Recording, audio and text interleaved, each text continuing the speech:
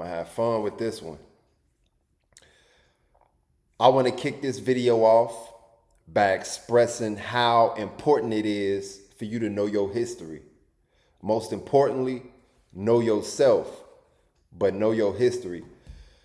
When I started reading heavily about 5 to 6 years ago, I found myself enjoying history. Like I became a history buffer. I just enjoy hearing stories about how they used to move and how they used to operate back in the day. I never liked history in school growing up, but I also knew that they weren't giving us history the way I'm about to give you history. So that's so you don't get fooled out here.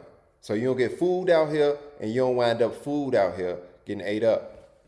Now look, I want to break down how you will see many Europeans of today's time that still have that colonial mindset. Yeah, they still got that colonial mindset. Not all. You got some good white folks in the world, but you still have some with that colonial mindset.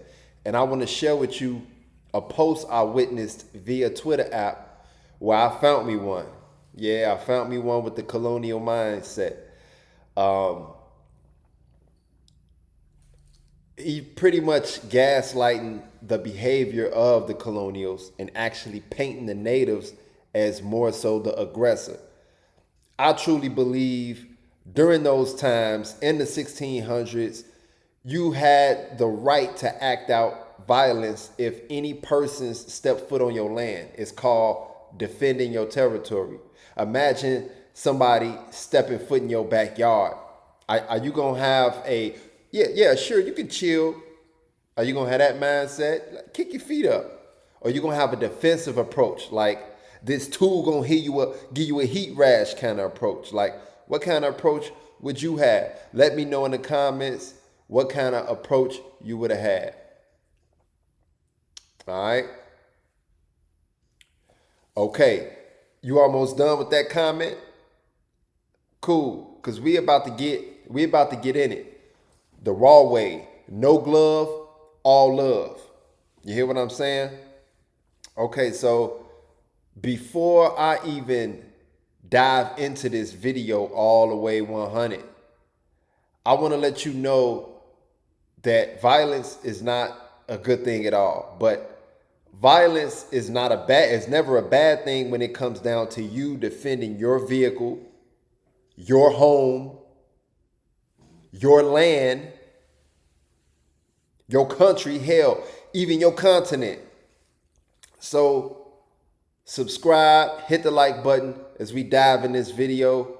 It just shows how much of a real one you are. Oh yeah, and quick tip, when you do decide to start reading, read to know what it is you're talking about.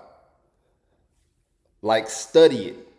Make sure you embody it. That's the whole purpose of reading.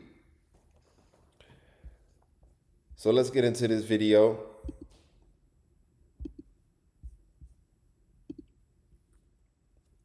All right, so I just shared this tweet, and you should be able to see it on your screen. So let me read this to you. Many European settlers came to our land as Christian extremists who were devoutly pacifistic. This all changed, however, once we began to interact with the warrior culture of the Indians. To survive, we had to accept a more brutal, savage way of life in strange, wild lands. I want you guys to take a deep dive into how he wording this, how he's framing it, right? So I want to get this straight. European settlers came to America as peaceful, devout Christian extremists and only turned violent because the Native Americans influenced them. Who in the hell believes that? Man, stop it. If ignorance was a crime, this tweet would be doing life. Let's break down this historical BS rogue frontier philosophy is trying to paint. I'm going to break it down bit by bit and show why you should never allow people like this to narrate your past. Right? Now, what this guy's doing, rogue frontier philosophy or whatever alias he hides behind, is a classic manipulation tactic. He starts by calling settlers devoutly pacifistic. That's psychological grooming, right? It makes you lower your guard. It frames colonizers as victims before we even get to the facts. Yeah, we finna break it down. Then he says they were forced to become brutal after encountering the warrior culture of the Native Americans. Translation: we didn't want violence, they made us do it. The natives made us do it. We came onto their land and they made us do it. That's not history. That's colonial gaslighting at its finest. That's like a thief saying, I only broke into your house because you had nice things. Yeah, that's what that's saying. Let's get to the receipts, because facts don't care about sanitized timelines. Right? In 1637, the Puritans, they burned an entire Pequot village. Right? Killing over 400 men, women, and children, most of whom were asleep. Now, Commander John Mason, yeah, he literally praised God for it and said, we must burn them, for the sword of the Lord was drawn. That was his exact words. That ain't pacifism. That's using religion to justify taking innocent folks out. These people would sleep in a Pequot village. The Puritans didn't flee Europe for religious liberty, how people may frame that part. They fled because they wanted to enforce their own version of oppression. Some Puritans were exiled from their own European countries, not because they were peaceful or persecuted for their beliefs, but because they were too intolerant and fanatical in how they tried to enforce those beliefs on others. Amen. Ask yourself this: if the Puritans were such good people, why did they get kicked out of their own country? For forcing their belief system onto other people in violent matters. This is documented in history books. Don't be fooled by these folks who want to erase history and paint settlers as innocent creatures. I ain't buying it. No, I ain't buying it. See, if you didn't believe what they believed, you were exiled, beaten, or worse. Imagine that. If I didn't believe in your religion, imagine that happening in today's time. If I don't believe in your religion, I could get exiled, beaten, or worse. Don't believe me? Ask Roger Williams or Ann Hutchinson. Ask one of them. During that time, Roger Williams and Ann Hutchinson, they both exposed the hypocrisy of Puritan leadership. They exposed it. Defending individual liberty over religious control. Why did Roger Williams get in trouble? He got in trouble because he believed in separation of church and state. That was radical at the time. He believed in fair treatment and land rights for Native Americans. Actually, freedom of religion. So you got to ask yourself this: why would they pretty much punish him for believing in fair treatment and land rights for Native Americans? Why was he treated badly? Because that ideology did not make sense to them in their mind. They wasn't given fair treatment. They was manipulating Native Americans out of land, slowly but surely, over time. Right? He believed in fair treatment in land rights for Native Americans. That's one of the reasons he was punished. Think about that. Think about that. Now, he believed in freedom of religion and not forced religion conformity. The Puritans called his beliefs dangerous, tried to silence him, and eventually banished him in 1636. That's not pure. That's pure evil. And Anne Hutchinson. Anne Hutchinson stood on truth in a room full of preachers, and they exiled her because she had more spiritual insight than all of them combined. That's not pure. That's pure evil. Right? Now, Roger Williams and Anne Hutchinson, they were proof that the Puritans didn't flee to worship freely. They fled to worship exclusively and control others. Now, if you want to mention good Europeans, mention Roger Williams and Anne Hutchinson, not the Puritans that came to Native America. Speak on the 1 to 2 people who tried to speak and act out on goodness. You got to separate them from that conversation, from that talk, right?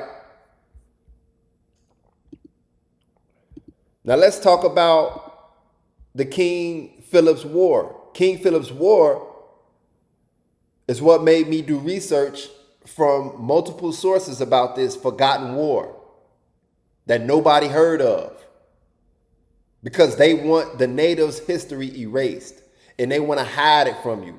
So they would just keep it in the books because they know you won't read. They know you ain't gonna read.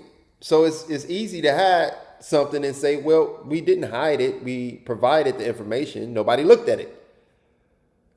This wasn't some unfortunate conflict. This was an orchestrated campaign to wipe out native sovereignty. They scalped natives, enslaved survivors, and used biblical language to justify it all. That ain't defense. That's manifest destruction, right?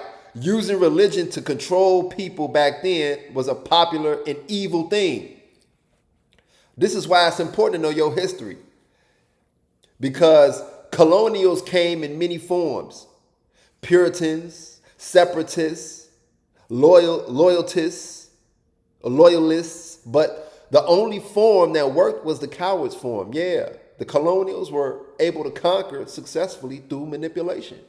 That's a coward's way of doing things. You know, being friendly but swore to the back. We should just call all of the colonials manipulatists, right? Because they got all these special different names depending on their culture, background, or where they came from, or what religion they tied to. Christian extremists, like the Puritans, is a form of a portion of Christian extremists. But yeah, they knew the art of manipulation. Matter of fact, they studied it and used it against each other to survive the ice ages and other complications they had due to weather or whatever. That's why it's important to know your history. You know, if you've read A People's History of the United States, or Facing East from Indian Facing East from Indian Country, or The Name of War, then you already know, and you can't be fooled by people like this guy. All right, so I have another tweet that was posted up under that tweet that you saw.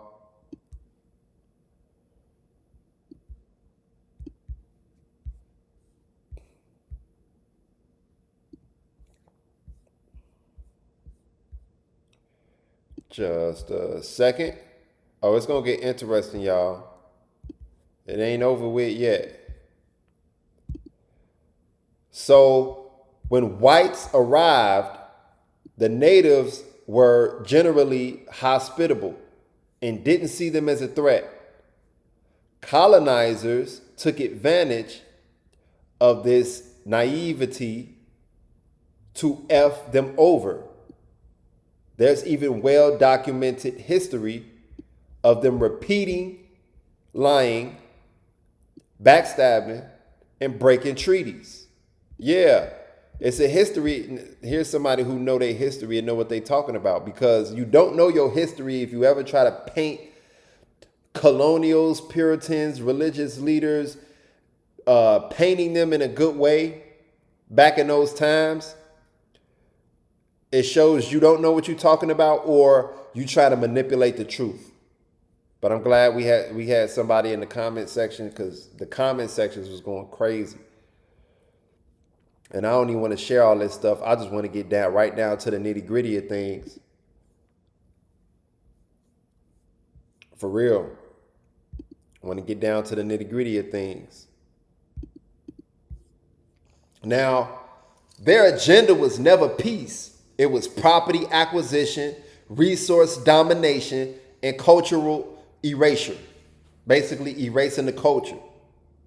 Did it to the Africans, did it to the natives, did it to many lands. And they had strategy. Oh yeah, they had strategy. It wasn't no on the fly. It wasn't no, these people with this warrior culture like mindset, we got to adapt to the way that they are. No, they didn't go to other people's country trying to take over, finding peace. Of course, there were probably, Europeans back then that actually truly wanted peace, but a vast majority, it was all about taking control, right? And did you know that when peace treaties were being signed, Europeans used to bring alcohol to the negotiations, get the natives drunk, and then push unfair deals? Now, mind you, the natives didn't know the effects of alcohol and how easy it was to be taken advantage of when you drinking alcohol. That's why being intoxicated is not a good thing, especially when taking care of business. That's why in business, you got to be a dirty individual. That's how it's set up. In order for you to successfully thrive back then in this nation, you had to be an upstanding and grimy person at the same time. But it wasn't nothing upstanding about them. But nowadays you can be upstanding, but you still gonna have to have some sort of griminess to you. Because in business, it's all about benefiting yourself at the end of the day. It's about benefiting your company, your brand, what matters to you. Right? But yeah, they were taken advantage of and manipulated out of their land. Imagine signing away chunks of your ancestral homeland for beads, for blankets, for broken promises. Imagine just giving it all away for little or nothing. Now, over time, what started as a little became nothing. That's not diplomacy. That's deception disguised as courtesy. Let me bring this home for you. Frontier rogue philosophy, whatever your name is. Low integrity doesn't die with history books. What the Puritans did with treaties is the same thing Diddy and half these music execs do to hungry artists today. Here's a little up front. Just sign this contract real quick. And years later, the artist owns nothing and the label owns everything. Same playbook, different battlefield.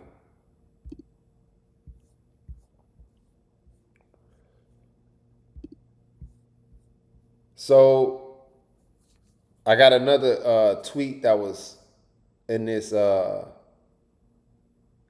section. Sadly, it turns out these guys were right, that the Europeans did not come in peace.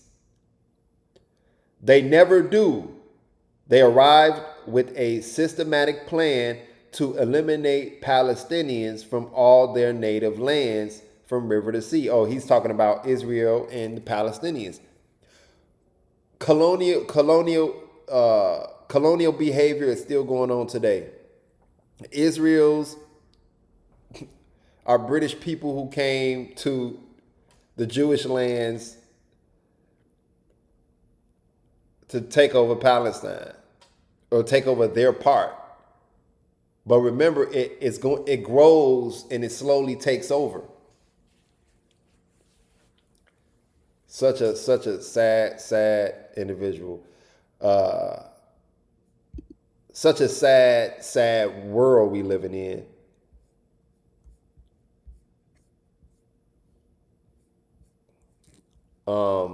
But don't let this fool you and don't let it take you off your game. I want you to stay hungry for information, stay hungry about your history, know what's going on out here, because you're going to get fooled if you don't know what's going on. And if you don't know about your past, it'll be hard to find your future. Now, a lot of people that's here, a lot of melanated people that's here in America right now today, if you actually go back and do your research of who you are as a person, 9 times out of 10, you have more native blood than African blood. There were a lot of natives that went into slavery, right? So a lot of people feel like they Africans. I would argue that majority of us melanated people in America have that native blood, and they probably have more native blood than African blood, to be quite honest. If you really understand history and how things worked back then in its full capacity, knowing all the information and putting everything together. But that's definitely another conversation. That's a whole nother story. Got to get into. But this rogue philosopher, yeah, you can keep spinning these colonial bedtime stories, but over here we read history with both eyes open. The Puritans didn't come here pure. They came here prepared to manipulate, dominate, and eliminate anything in their path. And they used religion to justify any and everything. Right? They used religion. And that got to make you think about where we are in the world is today. You can't use religion to take down people and take down land, and you can't do that and get away with it. So there's another way of being able to use religion to, keep people stuck. But it doesn't matter if it was the Puritans, it wouldn't matter if it's the separatists, Catholics, French, the Spanish, the Dutch. All of these groups came to North America from Europe between the 1500s and the 1700s. They came with different motivations, but the staggering majority came for conquest, control, or economic gain, often under religious justification. It's no reason to give any of them credit if 2 people out of 100 came pacifistic. And little did you know that so-called pacifism was the manipulation in history. So you are the one that's confused if you actually even think that. History don't forget. So next time you try to repaint war criminals as peace missionaries, make sure your audience ain't full of readers. If this woke you up, go and drop a comment. If you know someone still sipping that Pilgrim Kool-Aid, share this video. Because the more you know about your history, you wouldn't even refer to any of them as pilgrims. Share this video. And don't forget to subscribe. We bringing the truth to the surface one lie at a time.